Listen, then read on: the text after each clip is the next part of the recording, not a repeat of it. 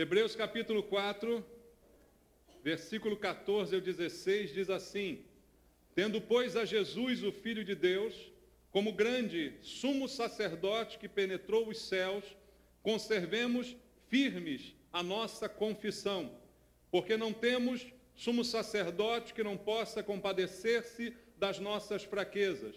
Antes foi ele tentado em todas as coisas, a nossa semelhança, mas sem pecado.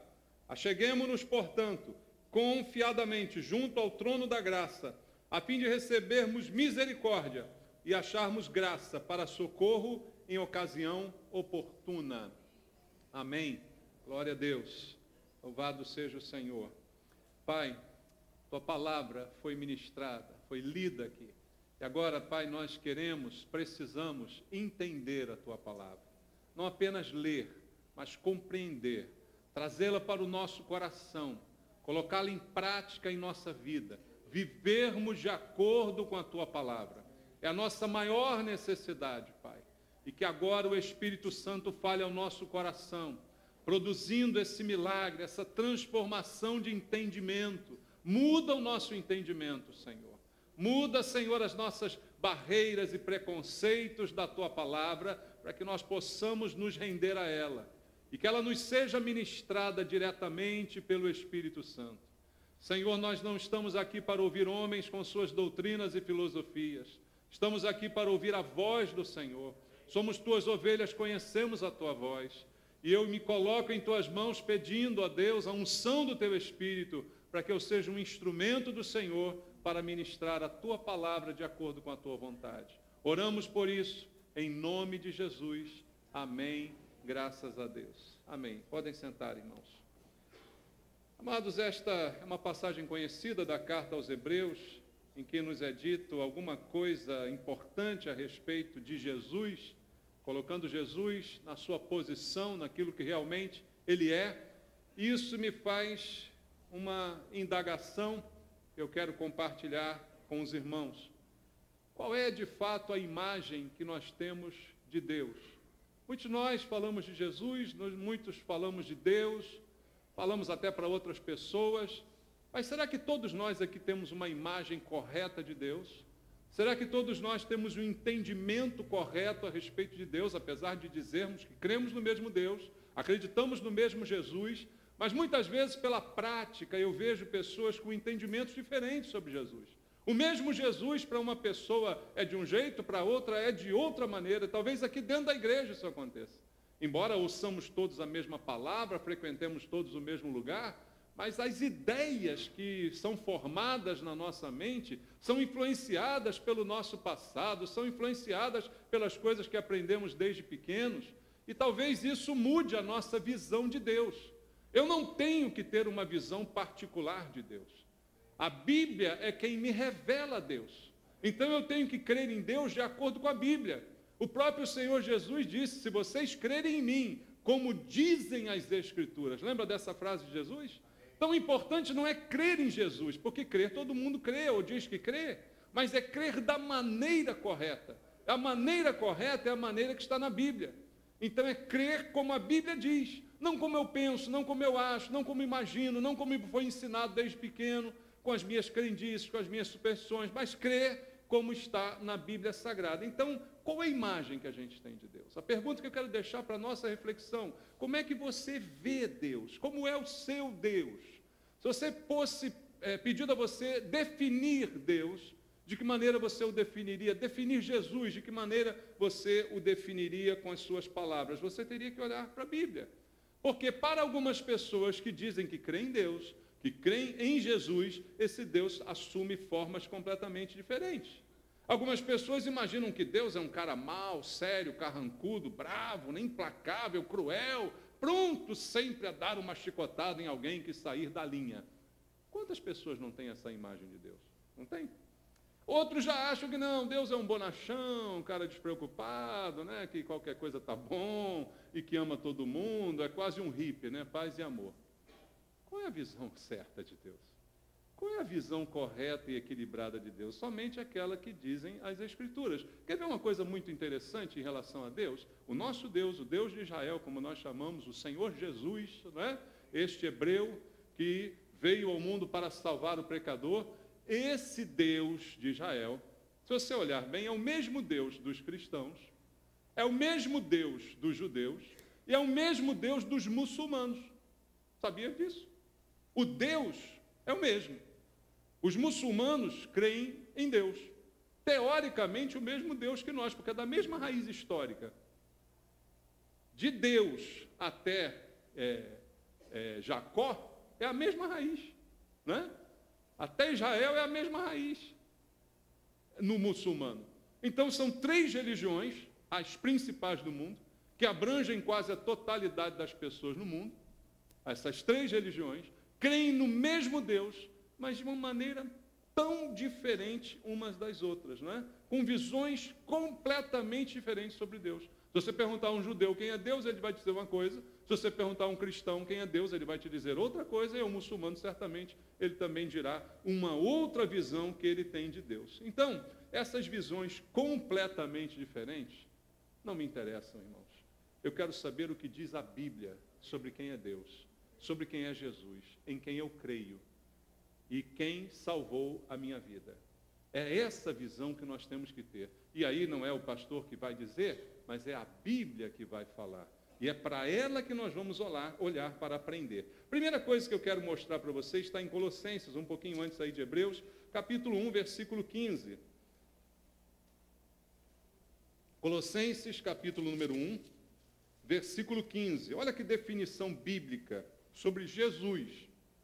Este é a imagem do Deus invisível, o primogênito de toda a criação. Paulo diz que Jesus é a imagem do Deus invisível. Então, o nosso Deus é invisível. Você não viu Deus, não vai ver Deus, e por mais estranho que pareça, quando você morrer, você não vai ver Deus. Algumas pessoas, quando eu falo isso, ficam assustadas, né? Mas eu estava com a esperança danada de ver Deus, aquele velhinho de barba branca sentado no trono. Eu lamento, você não vai vê-lo. Você vai ver Jesus quando você morrer. Porque Jesus é a imagem do Deus invisível. Se é invisível, não pode ver. Dá para entender isso? Mas quando você chegar no céu, quem você vai ver é Jesus. Que é a imagem do Deus invisível. E que a Bíblia vai dizer para nós agora que é Deus. E essa é uma diferença fundamental, porque o muçulmano não acredita que Jesus é Deus. Você acha que o muçulmano acredita em Jesus? Sim, ele acredita em Jesus. Se você olhar os ensinos muçulmanos lá do Corão, eles ensinam sobre Jesus, mas como um profeta, não como Deus. Os espíritas ensinam sobre Jesus como um espírito iluminado, mas não como Deus. Várias religiões, o próprio judeu, ele sabe da existência de Jesus, mas como também um profeta, não como Deus, um rabi, um mestre, mas não Deus. Então, nós vamos entender pela Bíblia quem ele é. Segundo Paulo, a imagem do Deus invisível. Agora, olhando para João, capítulo 10, versículo 30. Sempre para a Bíblia, não para a opinião dos homens. João, capítulo 10, versículo número 30. Uma frase pequena dita por Jesus. Jesus está falando, eu e o Pai somos um. Quem disse isso? Jesus. Ele está afirmando que ele e o Pai são um. Não há diferença entre ele e o Pai. Certa vez ele também disse, quem vê a mim, vê o Pai. Porque eu sou a imagem do Pai que é invisível. Porque ele é Deus que se fez carne, como o próprio Evangelho de João menciona. Deus na forma humana, visível, palpável, com quem eu posso me relacionar, ver, contemplar, tocar, como tocaram os discípulos. Mas ele afirma, eu e o Pai somos um. Se você olhar para mim, você estará olhando para o Pai. A imagem de Deus, do Deus invisível, é Jesus, como diz a Bíblia Sagrada. E o que Jesus revela para nós a respeito de Deus? Veja só o que está escrito em 1 João capítulo 4, versículo 16. Lá no final da sua Bíblia, primeira epístola do apóstolo João, no capítulo número 4, no verso número 16, diz: e nós conhecemos e cremos no amor que Deus tem por nós. Você crê? Deus me ama. Deus é, o que ele é? Amor. E aquele que permanece no amor, permanece em Deus e Deus nele. A definição de Deus vai sendo formada pela Bíblia Sagrada. Próprio Senhor Jesus nos revelou isso e foi dito através do apóstolo João. Deus é amor, e aquele que permanece no amor permanece em Deus e, por consequência, Deus também permanece neste, como diz a palavra do Senhor. E Deus, que é amor, que é o Todo-Poderoso, que tem a imagem dele em Jesus, o que a Bíblia fala para nós a respeito dele é que ele se move por compaixão, por misericórdia, sem, contudo, deixar de ser justo. Então, não é o malvadão, como alguns imaginam, também não é o bobão, como outros imaginam. É fiel, é justo, é verdadeiro, é misericordioso, tem compaixão, mas tem também justiça, pune o pecado. Tudo isso a Bíblia nos diz sobre Deus, de uma forma bem clara, onde não há contradição alguma. Então, amados, durante o ministério de Jesus, Jesus mostrou essa face de Deus que o homem não conhecia, que o próprio judeu que servia a Deus, e Jesus era judeu, não conhecia. Judeu tinha uma imagem errada de Deus. Também era mais para aquele Deus carrancudo, da punição simplesmente. Mas Deus se fez carne em Jesus, habitou entre nós e mostrou ao mundo a glória de Deus. Jesus mostrou ao mundo a glória de Deus. Olha para a Bíblia Sagrada no Novo Testamento e veja quantas vezes Jesus surpreendeu os judeus com atitudes que eles jamais esperariam de Deus. Quantos são os episódios em que Jesus surpreende, causando até indignação? Quando Jesus vai comer na casa de Zaqueu, toda a sociedade o critica. Como pode ele entrar na casa de um homem pecador e ainda comer na mesa com ele? Quando ele permite que uma mulher pecadora lave os seus pés, os fariseus, os religiosos olham impressionados, dizem, como pode ele permitir que essa mulher, esse tipo de mulher sequer toque na vida dele?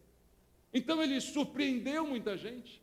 Quando uma mulher foi apanhada em flagrante adultério, levada para ele, confrontada com a lei que mandava condená-la por apedrejamento, tentam também colocar Jesus contra a parede e esperam dele uma atitude, e ele tem uma atitude completamente diferente, mostrando uma face de Deus que ninguém conhecia. Os próprios discípulos ficaram impressionados, aturdidos, quando Jesus permite que as crianças se aproximem dele. Crianças naquela época eram relegadas ao último plano. Ficavam lá entre elas e veja, não perturbe aqui, não venha para cá. Crianças tentavam se aproximar de Jesus, os discípulos disseram, não deixa não, tira esse moleque daqui. É igual alguns fazem às vezes no culto, essas crianças aí, sai fora, você quer? Acontece isso. Então, não, tira a criança daqui. E Jesus disse, não, deixe vir a mim os pequeninos, não os impeçais, porque dos tais é o reino dos céus. Aí eles, é deles? É? Eu pensei que era meu. Eu pensei que era meu porque eu tenho um desempenho religioso muito bom, eu conheço a Bíblia toda, eu sei tudo sobre tudo. Não, mas é da criança. Mas a criança não sabe nada, mas Jesus mas é dela. Se você quer o reino, você tem que se tornar como ela. Aí doeu no estômago, né? Foi aquele pum. Se você quer, você tem que ser como ela, porque já é dela. Você não, você ainda está fora. Isso surpreendeu todo mundo. Jesus mostrou uma face de Deus que ninguém conhecia, que ninguém imaginava, uma face de compaixão, uma face de identificação, porque a Bíblia diz, ele ao se tornar carne, ele experimentou o que é ser humano, mas ao mesmo tempo ser divino. Jesus foi em todo o tempo divino e humano, não deixou de ser Deus, mas não deixou de ser homem. E a Bíblia vai dizer para a gente que ele sentiu na pele o que é ser um homem, para poder entender os problemas do homem. É isso que a Bíblia diz para nós, resumidamente, a respeito dele. E foi esse mesmo Jesus que fez um convite para toda a criatura descansar nele. Você conhece, mas eu quero ler contigo em Mateus capítulo número 11, a partir do versículo 28 até o versículo 30. É um convite maravilhoso feito por esse Jesus, que os judeus não entendiam que Deus pudesse fazer um convite desse. Olha o convite: vinde a mim. Quantos?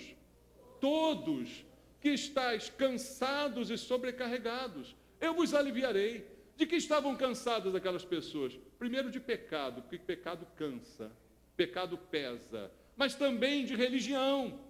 Religião cansa, religião pesa. Cansados de religiosidade, cansados de um monte de coisa, de regrinha, de fingimento, de hipocrisia. Ele disse: venham a mim, vocês que estão cansados e sobrecarregados, e eu vou dar alívio a vocês. Mas ele diz: tomai sobre vós o meu jugo e aprendei de mim, porque sou manso e humilde de coração, e achareis descanso para as vossas almas, porque o meu jugo é suave e o meu fardo é leve. Vem descansar, mas você vai ter um jugo, só que é um jugo diferente, é o meu. Não é o jugo da religião, não é o jugo do fariseu, não é o jugo da religiosidade barata, não é o jugo da hipocrisia, mas é o meu jugo, que sou manso e humilde de coração. Como é difícil ser manso e humilde de coração. Você já parou para pensar nisso, irmãos? Porque quanto mais conhecimento nós temos, quanto mais poder nós temos, mais a nossa tendência é deixar de ser mansos e muito menos humildes. Quanto mais alguém sobe na vida, menos humilde fica. Quanto maior a posição galgada, mais orgulho vai chegando, vai se sentindo inatingível, diferente dos mortais, acima das pessoas. Essa é a tendência humana. E Jesus disse: aprendam de mim, sou manso e humilde de coração. Quem está falando isso? Deus. Deus desceu do céu, virou gente de carne e osso, abriu mão da sua divindade, se humilhou, assumiu a forma de servo, como diz Paulo aos Filipenses, se humilhou. E agora diz: aprenda de mim, porque sou manso e humilde. Muitos de nós não são mansos e humildes, são bravos e orgulhosos. O contrário, né, irmãos? E ele está dizendo: venha. Essa é a imagem de Deus. E agora olha para Hebreus capítulo 7, versículo 25, o que está escrito em Hebreus 7, 25. Por isso também pode salvar totalmente os que por ele se chegam a Deus, vivendo sempre para interceder por eles. Jesus está vivo? Por quanto tempo? Para sempre. Para quê? Diz a Bíblia: para interceder por aqueles que ele mesmo pôde salvar, levando-os a Deus. Eu, você. Hoje Jesus está intercedendo por nós. Tem alguém orando por você? Quem? Jesus. No mínimo, Jesus está orando por você.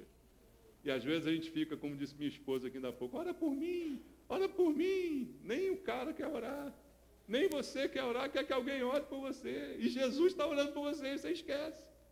Você esquece que Jesus está orando por você? Vivendo sempre para interceder por nós. Interceder, nós precisamos dessa intercessão de Jesus. Nós precisamos que ele se coloque entre nós e a condenação. Nós precisamos ser cobertos pelo seu sangue para sermos aceitos por Deus, porque somos impuros pecadores. Sem a intercessão de Jesus, sem essa intermediação, seríamos fatalmente condenados. Mas ele está intercedendo por nós. Veja a imagem de Deus, como é que vai mudando no nosso coração. Então, amados, o que eu preciso fazer diante desse conhecimento da imagem de Deus? Primeiro, corrigi-la. Se a tua imagem é diferente, se você está mais para judeu, mais para muçulmano, mais para, sei lá, espírita, católico, sei lá o que você é, corrija a sua imagem para a Bíblia. Não é a imagem da nova vida, é a imagem da Bíblia. Amém? Corrija a sua imagem de Deus. Corrija o seu pensamento sobre Deus. Corrija a sua vida para entender, de acordo com as Escrituras, quem é Deus. Não de acordo com o que você acha. Quantas pessoas eu conheço no meu trabalho mesmo, dizem: eu creio em Deus, mas eu creio à minha maneira. Eu creio do meu jeito. Não vale nada a sua maneira, a minha maneira, não vale nada. O que vale é de acordo com as Escrituras. Primeira coisa a fazer: conserte a visão de Deus. Uma vez consertada a visão de Deus, o que eu faço diante dessa realidade? Aí a gente chega naquele texto que eu li aqui no início. Vamos ver, Hebreus capítulo 4, verso 14.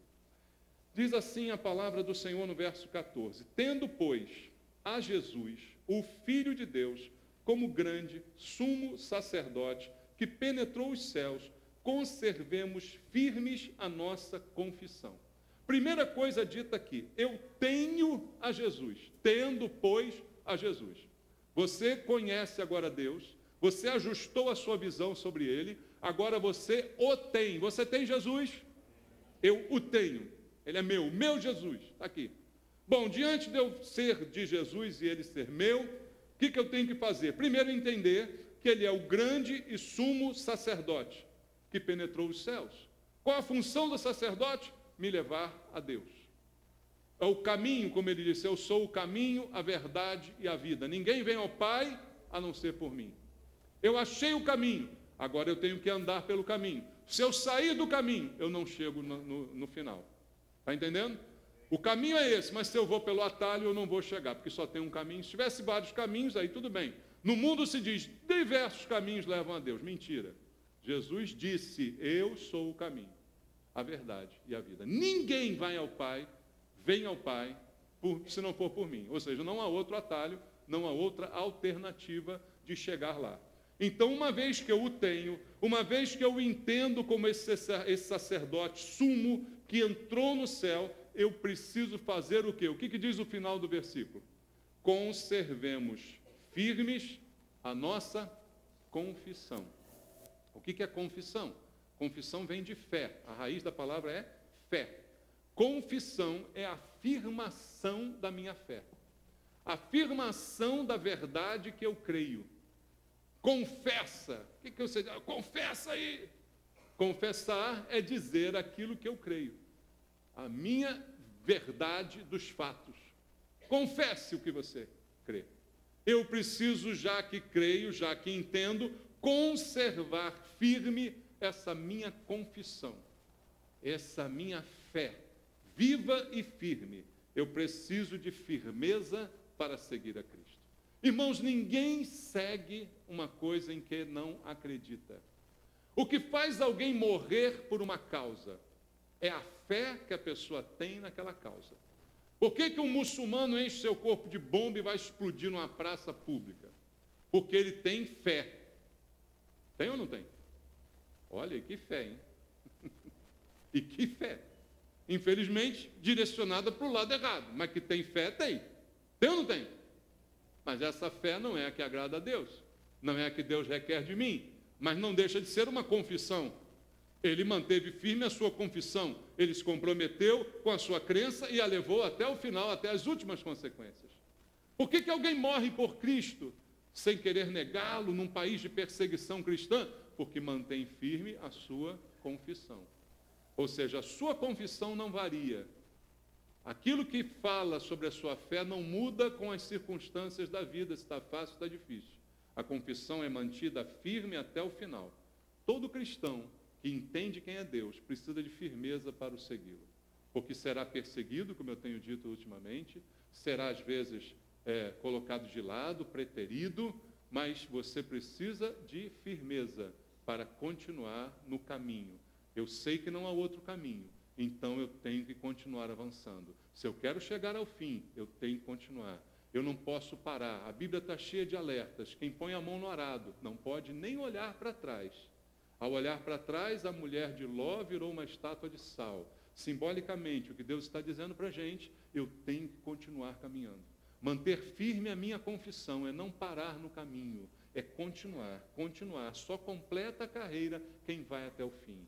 Quem vai até o fim completa a carreira. Sabia disso?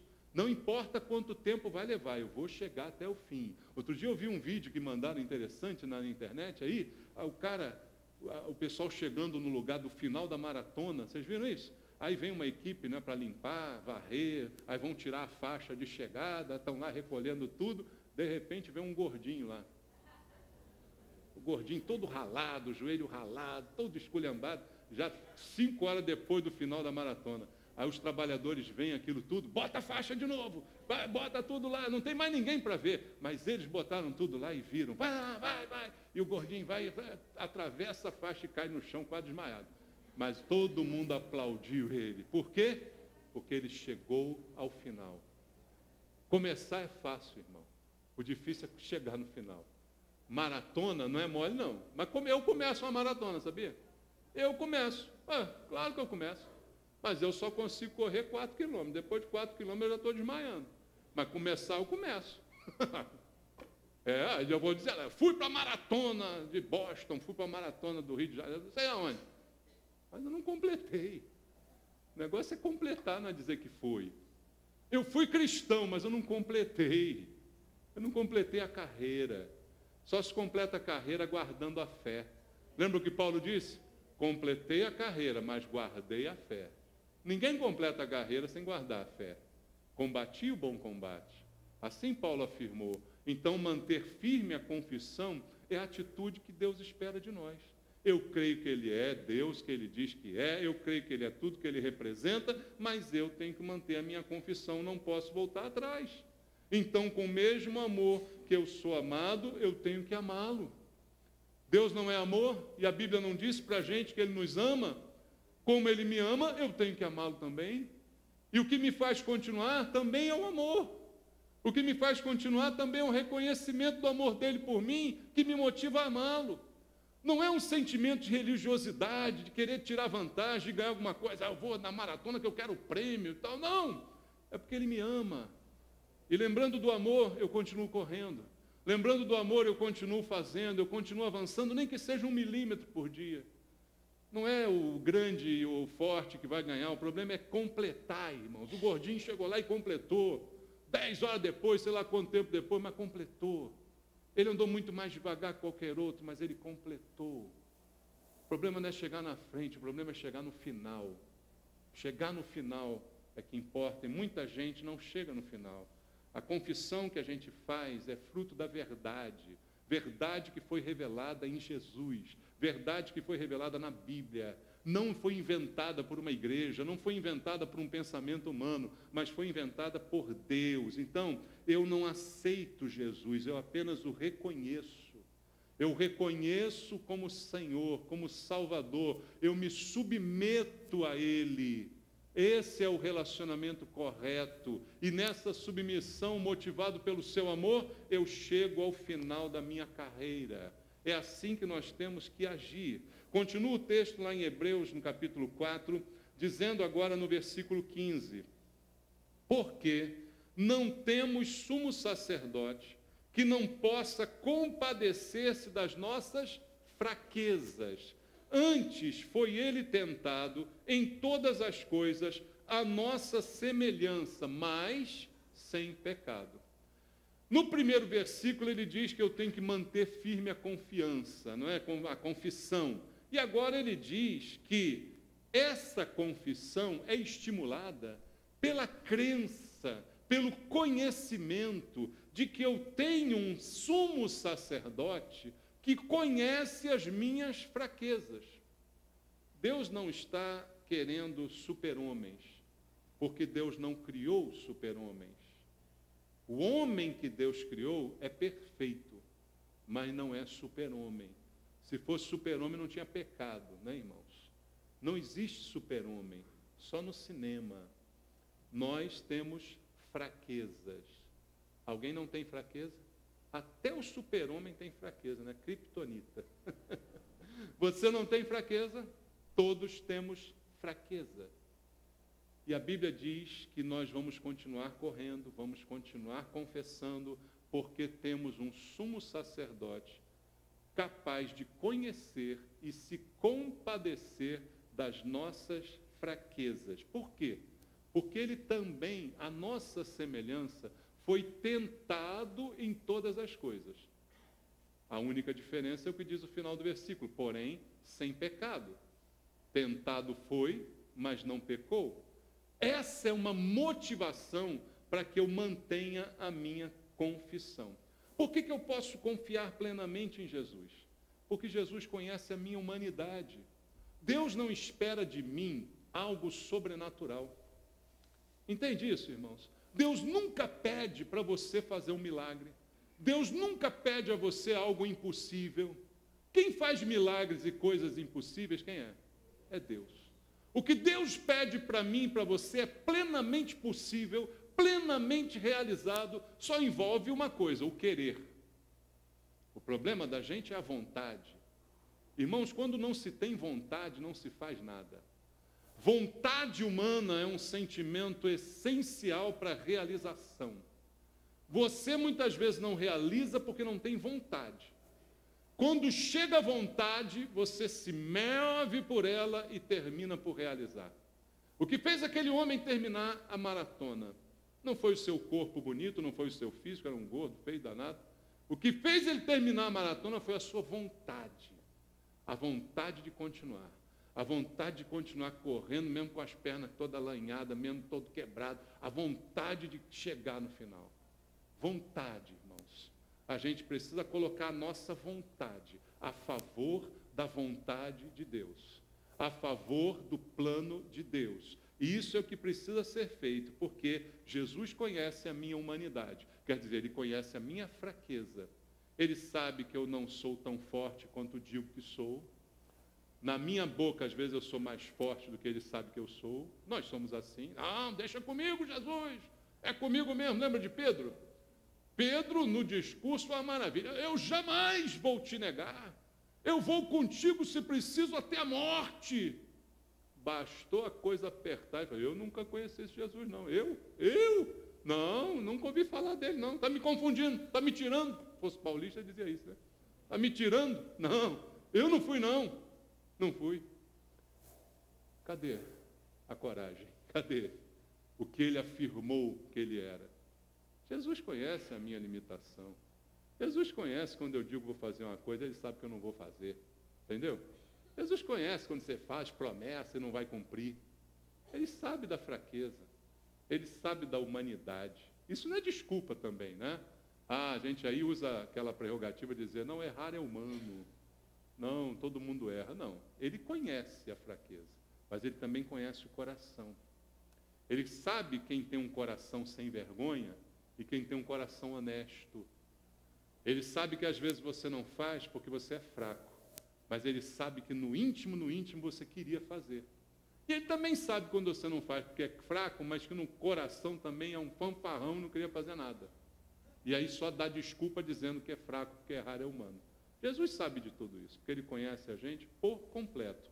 Mas o que o texto do verso 15 quer fazer é me motivar a continuar correndo, porque eu tenho um sacerdote que conhece a minha vida por inteiro. Como Ele se fez carne, como eu disse aqui ainda há pouco, Ele sabe o que é ser carne. Ele sabe o que muita gente usa erradamente, né? Aquela frase, a carne é fraca. Já usou isso? Fraca nada, é forte, é beça, faz um monte de besteira por conta própria, né? Tem uma força danada a sua carne aí. Mas Jesus habitou em carne humana. E como diz o próprio versículo, foi tentado nessa carne humana. Experimentou as revoltas desta carne humana. A tentação nada mais é do que a revolta da carne. A carne quer se alimentar, irmãos. Ela se alimenta pelos olhos, a soberba da vida, a concupiscência dos olhos, a concupiscência da carne. É isso que a alimenta. E ela quer, e Jesus teve uma carne, quando ele jejuou, ele sentiu fome, e o diabo veio tentá-lo e colocou-o à prova, oferecendo saciar na sua carne as suas necessidades de suprimento, de vaidades, de coisas que a carne provoca na gente. Por isso a Bíblia diz, ele com essa carne foi tentado em todas as coisas, mas sem pecado. E porque ele sabe o que é ser carne e lutar contra a carne, Ele tem compaixão de você. Ele tem compaixão de mim. Mas essa compaixão não serve para eu abusar dele, entende? Eu só quero dizer para você que ele tem compaixão de você.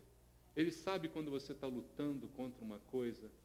Como Paulo disse, miserável homem que sou. Quem me livrará do corpo dessa morte? O que eu quero fazer eu não faço. E acabo fazendo o que eu não queria fazer. Mas Deus é o único que conhece esse real sentimento do coração, quando não é um auto-engano, de você se disfarçar na fraqueza da carne para fazer o que quiser, e depois a carne. Mas o que eu quero dizer, Ele tem compaixão de você. Ele sabe da sua luta contra a carne. Ele sabe das dificuldades que a gente enfrenta nesse mundo, porque ele viveu nesse mundo, irmãos. E a compaixão, como diz o texto aqui, eu já expliquei isso em outras pregações, é o amor de Deus em ação. Compaixão não é um amor só teórico. A compaixão é um amor que entra em ação. Lembra da história lá do bom samaritano? O exemplo de compaixão que Jesus deu foi a ação daquele homem. Você podia amar o cara caído lá, coitado, está todo arrebentado, né? Eu vou orar por ele quando eu chegar na igreja. Eu amei, mas eu não fiz nada. Eu não fiz o que ele precisava, não é verdade? A compaixão é o amor em ação. Amei a tal ponto de parar meu caminho, de interromper meus planos para ir lá tirá-lo daquela situação. Assim é o amor de Deus por nós. Amou a tal ponto que desceu do céu, saiu do seu caminho, né? Saiu da sua zona de conforto para vir aqui se importar com a gente. Isso é a compaixão colocada em prática. E ele se compadece, diz o versículo, das nossas fraquezas. E ao compadecer-se, ele nos ajuda a carregar a carga que nós temos. É o papel do Espírito Santo, nos ajuda a caminhar, nos ajuda a suportar, nos ajuda a superar as dificuldades. Por quê? Percebe as nossas necessidades. Esse relacionamento com Deus só é possível a partir desse entendimento. O relacionamento da sinceridade, não da hipocrisia. Veja, várias pessoas na Bíblia chegaram a confrontar Deus. Confrontá-lo no bom sentido, colocando a sua perplexidade, abrindo seu coração, e não foram punidas por Deus. Agora, outras que foram hipócritas com Deus, outras que foram debochadas, foram sumariamente punidas, porque Deus conhece o coração de cada um. Mas esse tipo de relacionamento é para quem também o conhece como ele é. Não como pensa, não como alguém contou, não como alguém por tradição ensinou, mas como a Bíblia Sagrada diz. E por fim, volta lá ao capítulo 4, vamos ler o verso 16. Diz: acheguemo-nos, portanto, confiadamente, junto ao trono da graça, a fim de recebermos o quê? Misericórdia, e acharmos graça para socorro quando? Em ocasião oportuna. A conclusão desse texto em Hebreus também é maravilhosa. Já que eu o conheço, já que eu sei quem ele é, já que eu estou determinado a continuar caminhando, vivendo debaixo da sua compaixão, porque sei que ele entende as minhas fraquezas, a consequência final, eu preciso me achegar sempre a ele. Eu tenho alguém que me ama profundamente. Eu tenho alguém que me ama incondicionalmente. Eu tenho alguém que me ama apesar de conhecer quem eu sou e as minhas fraquezas. Eu tenho alguém que me ama e investe em mim apesar de conhecer os meus erros. O que eu preciso fazer com essa pessoa? Correr dela ou me aproximar dela? Você tem alguém que te ama assim, a esse ponto, de saber todos os teus pensamentos e continuar te amando. Eu quero pensar, o melhor amigo seu, pensa no seu melhor amigo aí. Se esse melhor amigo um dia pudesse ler os seus pensamentos, ele continuaria sendo seu melhor amigo? Fala a verdade, não mente para o titio.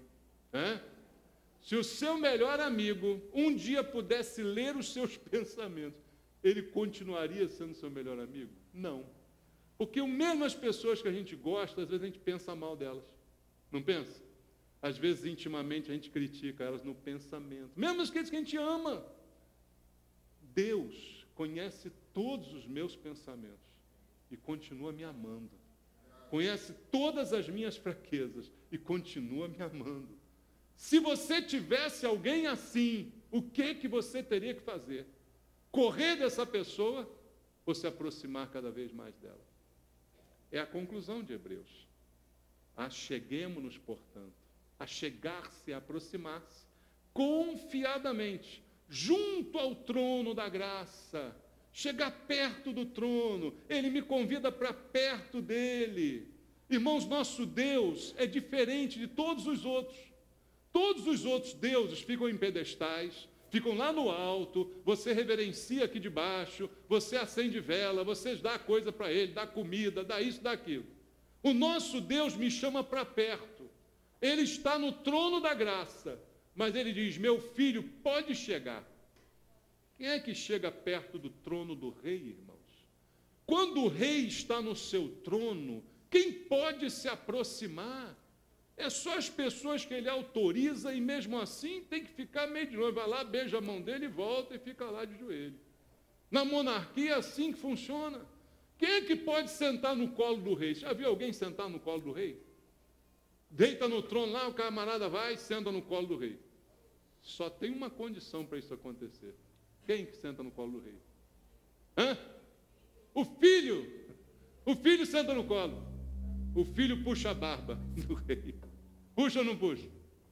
Porque o rei até incentiva. É meu filho. Se achegue, portanto, confiadamente, junto ao trono da graça, a fim de que, olha o que diz o texto, a fim de recebermos misericórdia. Não diz a fim de recebermos prêmio, porque sinceramente a gente não merece prêmio algum. Se fosse por merecimento, o que a gente merecia era chicote. Cada pensamento errado, cada atitude errada, cada pisada na bola era um chicote que eu merecia. Mas ele me chama para perto para me dar misericórdia. Ele me chama para perto para derramar graça sobre a minha vida. Misericórdia é acharmos graça para socorro em ocasião oportuna. É isso que eu preciso. Misericórdia e graça e socorro. Quem não precisa de socorro? Você precisa de socorro. Sabe quem vai te socorrer? É Deus. É o Senhor Jesus, que sabe quem você é, se compadece das tuas fraquezas e te chama para sentar no trono junto com Ele.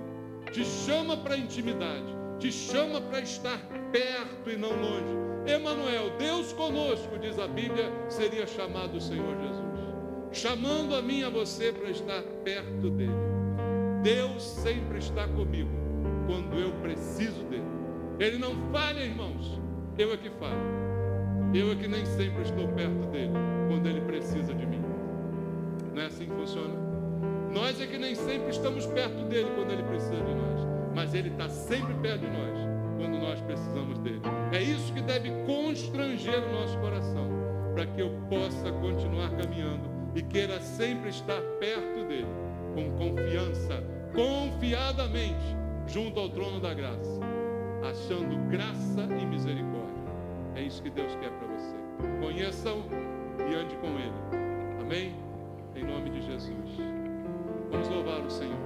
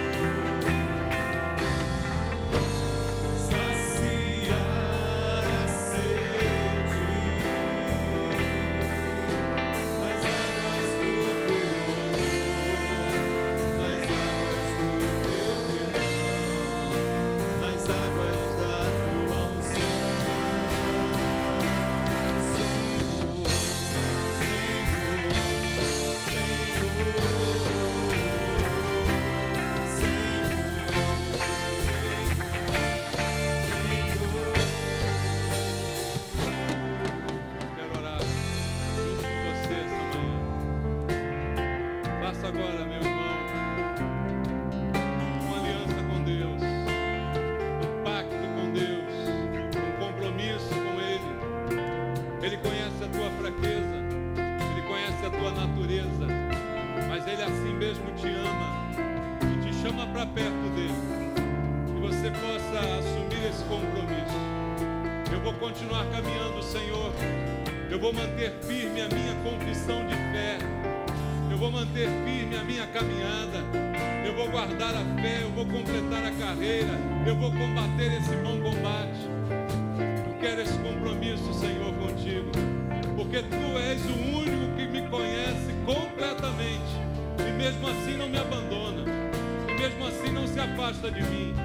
Tu conheces o meu lado ruim. E mesmo assim me ama.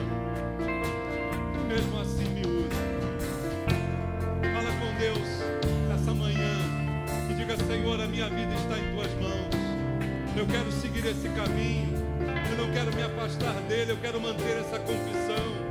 Eu sei que não há outra alternativa, não há outro caminho. E eu quero andar junto contigo. Eu quero te conhecer cada vez mais. E eu quero me achegar com confiança junto ao trono da graça, porque eu sei que o Senhor não vai me expulsar dali. O Senhor vai me acolher como filho e vai ser o socorro bem presente na tribulação, na hora que eu preciso, na hora das lutas. Eu sempre terei o Senhor do meu lado. Mas eu quero também que o Senhor conte comigo. Quando o Senhor precisar, conte comigo. Fala para Deus, irmão. Conte comigo, Senhor. Sou eu, quero estar em Tuas mãos. Abençoa, Pai, o Teu povo, essa confissão que fazemos diante do Senhor aqui. Que ela não seja fruto de emoção, mas que ela seja fruto da verdade no nosso coração. Abençoa a igreja, os Teus servos nesse lugar. É o que eu te peço, Pai, em nome de Jesus. Amém. Ó meu Senhor.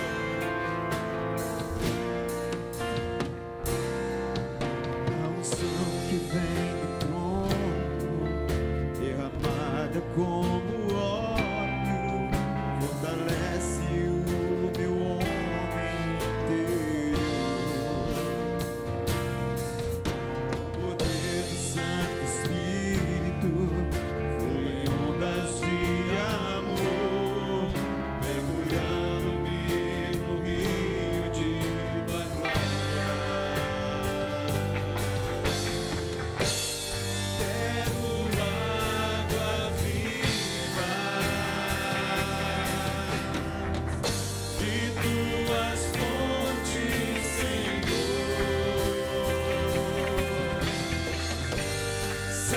saciar a sede, nas águas do Teu amor, nas águas do Teu perdão, nas águas da Tua unção.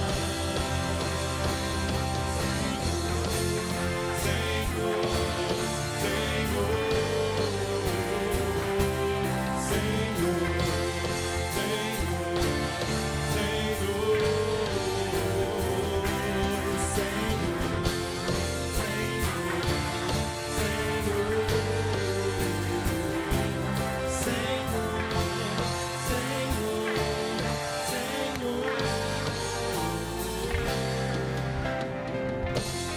Glórias ao Teu nome. Recebe o nosso culto, Senhor. Glória a Deus.